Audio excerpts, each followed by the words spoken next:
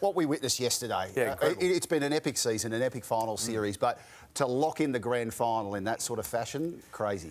Well, it was built as a huge clash, right?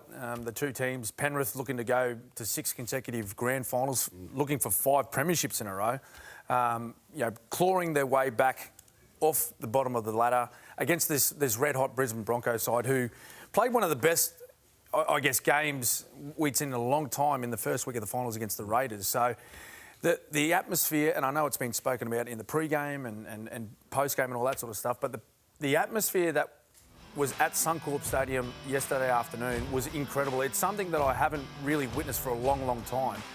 You only get those scenes and that feeling and the noise in State of Origins or like deciders, let alone a club game like this. And it was heaving at the end when Reynolds kicked that conversion. What a way for the Broncos to get himself back in the grand final. And this was the year we thought the winner might come from anywhere. Gus sat there in weeks gone by and said, no, the winner in this competition is well hidden. And it turns out there's 2 teams that finish inside the top 4 are going to play in the grand final, which just goes to show how important finishing inside that top 4 is. And for me, it was the week off that helped both sides. You know, I thought we'll talk about the Sharks game later, but the Broncos yesterday down 14-0. By the back end of that second half, I thought that the Panthers was out of puff. I mean, Liam Martin come off the field. You would never see that, but he come off the field because they were out of puff. They had nothing left in their legs, and the Broncos a little bit fresher, a little bit sharper, got there in the end. And Fergo, we're going to cross to one of the Broncos stars in a moment, but if Penrith were ever going to get the dream killed, I mean, it had to be in fashion like that, didn't it? Oh, well, it was insane. And look, like the Sunday Arvo footy, the crowd turning up, the conditions were... Someone had to own the moment. Like, I'm still somewhat shocked that they did it the way they did because usually we're so used to seeing Penrith doing that and holding on and then just coming in with that killer blow in the big moment. But how fitting for the Broncos to do it there in the way that they did. Bang on. Sunday. Can't wait. Exclusive live and free right here on Nine's Wide World of Sports. Well, the countdown well and truly on for the decider, and I'm pleased to say that the Broncos superstar, who was immense yesterday at Suncorp, Staggs, joins us now from Broncos camp. Congratulations, mate. You're up to another grand final, and so well deserved on the back of that performance yesterday. Yeah, I was.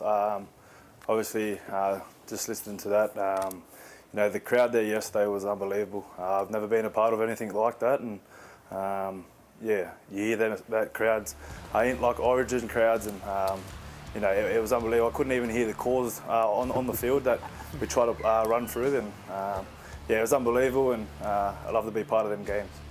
Katoni, firstly, congratulations. It was incredible to witness as well. But I know you're still 80 minutes away from that premiership, but that performance, even your last game against the Raiders, are these the performances you've really been building and working so hard for ahead of the grand final?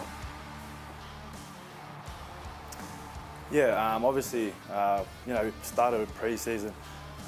It's the toughest training you do and prepares you for the games at the back end of the season. So obviously the finals and that Raiders game was probably up there with one of the toughest games I've played, and to go through to, I think it was like 94 minutes, it was crazy. I don't know how we kept going. The legs started to tire at the end, but Benny got that over the field goal there, and it was all happy and smiles and a bit of tears at the end. Tony, you've become somewhat second half specialist of the competition. I think you've come from behind. You're down by 18 points once this year, down twice by 16, and another occasion down by 14 and won all of those matches. Can you tell me what it was like in the dressing sheds at half-time, down 14-0 to the Penrith Panthers? What was Madge saying? What were the leaders saying? And how did you go about that second half? Yeah, obviously it wasn't, we didn't want to go and with no points on the board, but obviously finals footy, anything could happen, but we still had belief in one another.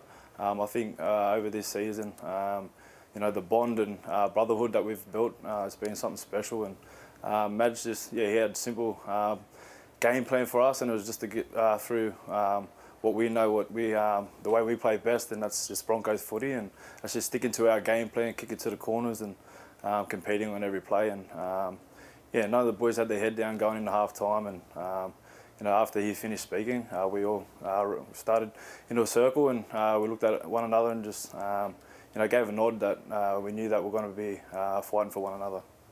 Tony, I want to add to that question, actually, because you've come from behind many times this year, but for me, it's your fitness. Now, there was a lot of talk earlier in the year that Madge was training you too hard, he was doing too much fitness, but at the end of the day, it's all paid off, hasn't it?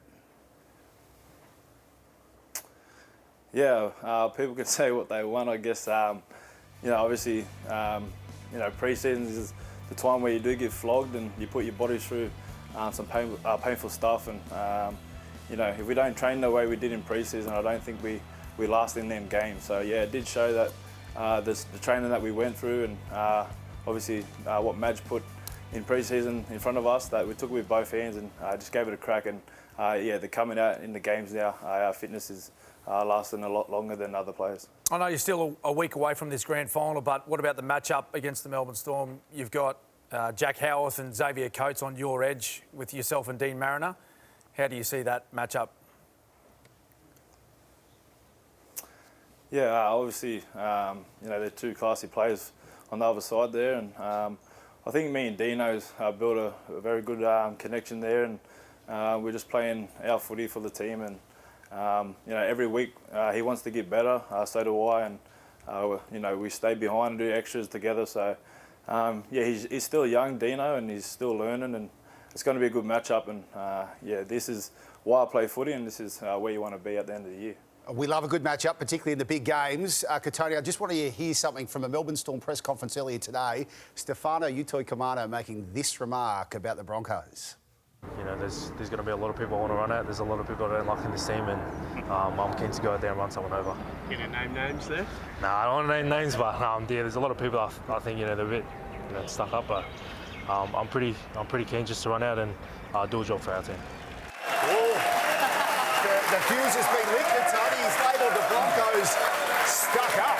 Your response to that, mate? Bring it on.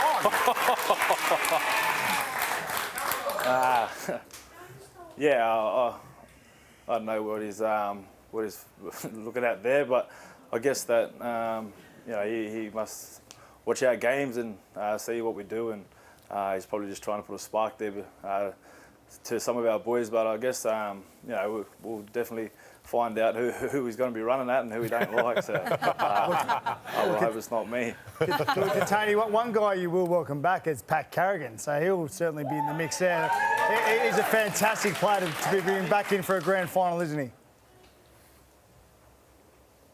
Yeah, he is. Obviously, the experience that Paddy brings to the team and the leadership that he's brung all year.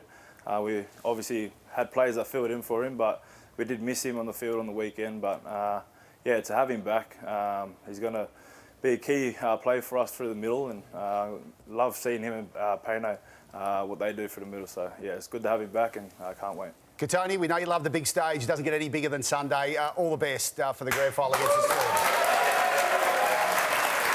Thank you.